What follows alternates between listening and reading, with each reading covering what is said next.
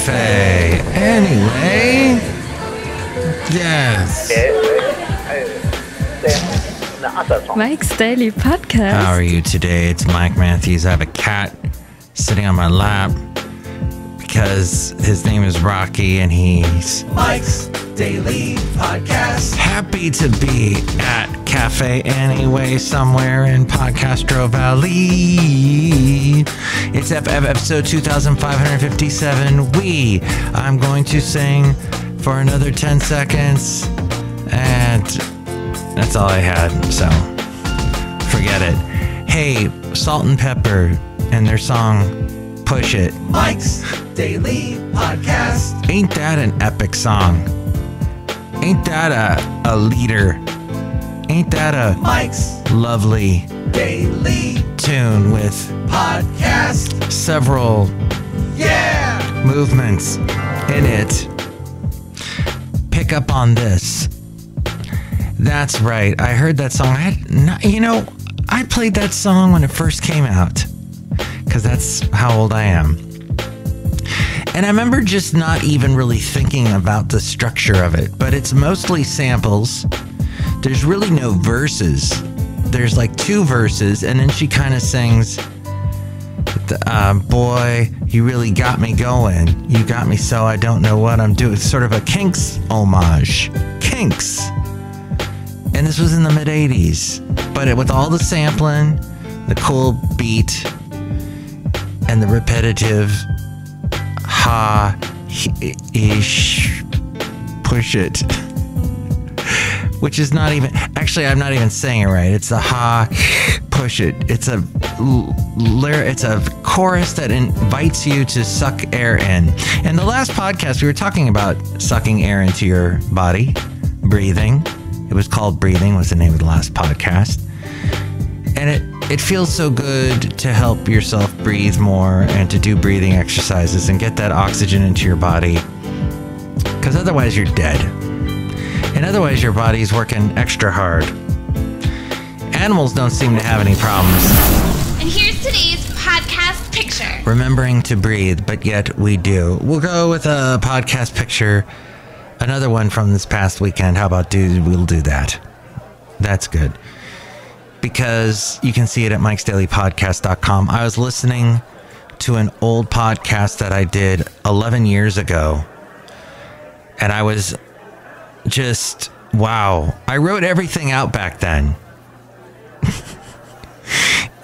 Writing stuff out you would think would make it better, but no, it did not. It was bad. The late great Basil the Boxer, I think he remembers some of those shows that I did back when I was in the triple digits. Oh, wait a minute. I was 3 digits. Now I'm 4 digits with episode 2557. But what is going on? So I think the last podcast I said they had already gotten all the pieces of the balloon that they shot down and they were studying it. They actually, I don't know if that's true yet. I think that's still up in the air, as it were. You cannot talk about this story and not accidentally do a pun. All those news people, they're accidentally doing ridiculous puns and dad jokes about this dang thing. They can't help it. Did you know that California has produced the most Super Bowl players? As we get into the Super Bowl time? Yes. Did you know that, Rocky? That's squirming on my lap. Now he wants to get off my lap.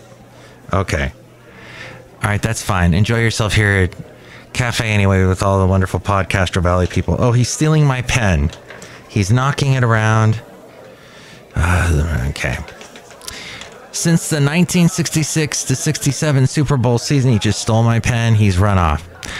California has produced 496 NFL Super Bowl players. To ramp up hometown pride as the Super Bowl draws closer, Being Verified, a people search company, analyzed hometowns that have produced Super Bowl team members since the first Super Bowl on January 15th, 1967. Here are some key takeaways about California. California ranks first out of every state for Super Bowl players and produced 2,333 NFL players overall since that 66 to 67 season. One of them is the well-known Rocky the Cat, who stole my heart and stole first base. Wait a minute. No, wait. That's a baseball term reference. Stole my pen, I meant to say. California has produced 266 Super Bowl winning players, and 2 in 10 NFL players from California have played for a Super Bowl team. Isn't that fascinating? Ben Verified put that up.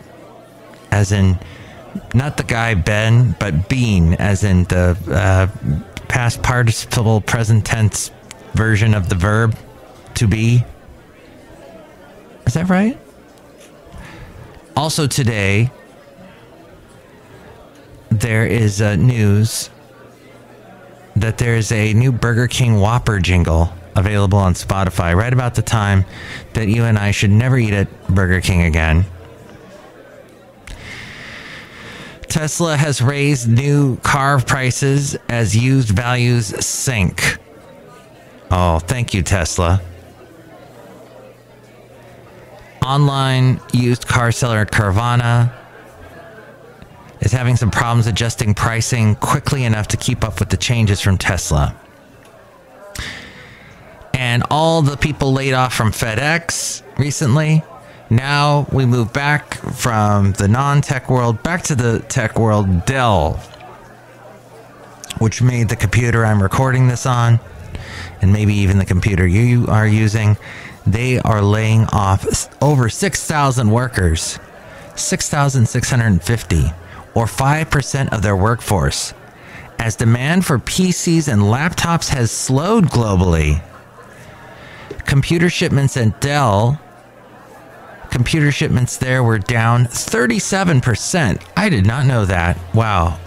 Probably because it was so big during the pandemic. As we go outside a cafe anyway, where we bring you Mike's Daily Podcast, somewhere in Podcastro Valley, the last place on earth. Anyway, the Blockbuster Jobs Report. Yes, January had booming employment gains and only a 3.4% unemployment rate. That is a 54-year low. That was announced last week. It apparently has been seen creating high risk of recession this year because the robust job growth could mean that inflation remains elevated longer. The good news was that most of the hiring was in restaurants, hotels, and stores that have grappled with labor shortages. Perhaps you have noticed in your travels. Historically strong job growth and a low unemployment rate have meant rising wages, which it's inflationary as employers compete for a limited supply of workers. It creates inflation. And companies pass their higher labor costs then to the consumers, causing inflation. Last year was the first Super Bowl of the online betting era. Online betting is so big, there is actually a radio station in the Bay Area that all they do is talk about betting, sports betting. And it took over a radio station that was a mainstay, a stalwart, an icon in the Bay Area. They took over these call letters that in San Francisco, these call letters, every time you looked at, oh, who's number one? What radio station is number one in San Francisco? They'd always be at number one. For years, nobody could unseat them. And then things started happening like, well, the way we rate radio stations changed. For the longest time, the way your radio station, your favorite radio station, or how any radio station was rated was by the honor system. Everyone was given a library. Wow, my brain just derailed. Everyone was given a library? Basically, you have a library at your fingertips now with the smartphone. No, it was a diary. It was just a little book. And you were supposed to write in it the radio station that you listened to every day. I think you had it for a week. And this company that was doing the rating would pay you. They'd give you $1 or more. But you had to return the book. I think they enticed you by giving you $1 when they first sent you the book. And then they said, we'll give you another one if you send it back. So people would, of course, not fill it out. They would wait till the very last second and then they go, oh, I want to get that extra $1. They'd fill it all out super fast and throw it in the mail. Well, it would always be the radio station call letters that just sprung to mind, that just whatever was the most readily available. And in certain parts of the country, certain call letters are as prevalent, are as popular as, like, let's say, when you go into a store and they ask you, what do you want to drink? What's the first brand name that pops into your head? That kind of thing. Like, it was always explained Coke. You wanted to be the Coke of the radio stations. Because people, when they go and they want a soft drink, that's the first thing they think of is that brand. Well, along comes this little device that you clip onto yourself, and it actually records and identifies what radio station is on closest to you. So they are assuming and presuming that you are listening to that station. And then that station, now this is how it works. This little device goes, okay, you're listening to that station. That's the station you listen to. Which scientifically is a lot more reliable than just going, what's the brand that I remember off the top of my head? And thusly, that is now how that station, apparently people were not really listening to that station. And the station with very popular call letters in the Bay Area, it suddenly crashed. Because people were actually listening to good stations in the Bay Area, or better stations, or stations that didn't have quite the name recognition quality, but were still being listened to. So this radio station that crashed now is carrying the sports betting format. Now, Americans went from wagering $44 billion in 2021 to $74 billion, a 70% increase in 2022. Legal sports books are projected to take in over $1 billion in bets, and a 16% increase. That is a 16% increase from last year's total. That would make it the most bet upon sporting event in history. You know the apps that are popular. And there's lots of, like, I guess there's 24 states that allow gambling, not just, and you can gamble on all kinds of things. This year's sports betting is legal in 33 states, actually. And the pitchmen are people like Kevin Hart and Jamie Foxx. FanDuel is making its first ever Super Bowl ad, in which the retired tight end Rob Gronkowski will attempt to kick a field goal live. Back in November, California voters roundly defeated, yay, 2 ballot propositions that would have legalized online gambling in the state. Yeah, of all places, California, we have some standards. We don't want to all become addicted to gambling like so many people are. It is a horrendous addiction. I know lots of people who have got sucked into the world of online gambling. The nation's second most populous state, Texas, has also stayed off the bandwagon for online gambling. Outside a cafe, anyway, somewhere in Podcaster Valley, look who's here. Hello, Mega Masters, Madame Rootabega. I don't like to gamble. Oh. Do you like the Super Bowl? Yes. Do you like the performances they do during halftime? Yes. Do you like Madonna's new face? No. Madonna has a new face, everybody. I don't know if you saw it. It was plastered all over everything I went to. Every Bing search I did was showing me I didn't want to see Madonna's new face. Why are you showing this to me? Stop it. I was asking for what's the most comfortable toilet paper, and you showed me that. Why? Look who else is here. Hello, Dave Mike. This is Valentino, the parking attendant.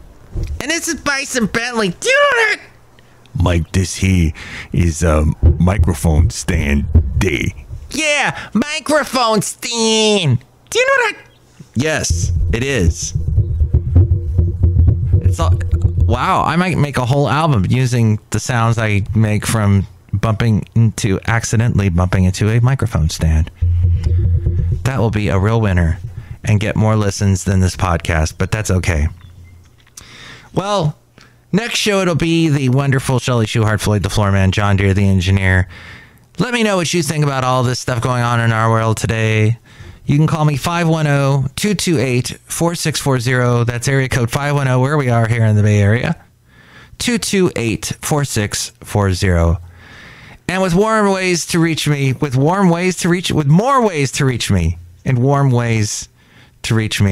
or to reach more stuff pertaining to this wonderful podcast, here's A-Frame. Mike's Daily Podcast is written and produced and performed by Mike Matthews. His podcast is super easy to find. Download or listen to his show and read his blog at mikesdailypodcast.com. Email Mike now at mikesdailypodcast@gmail.com. See you tomorrow. Bye!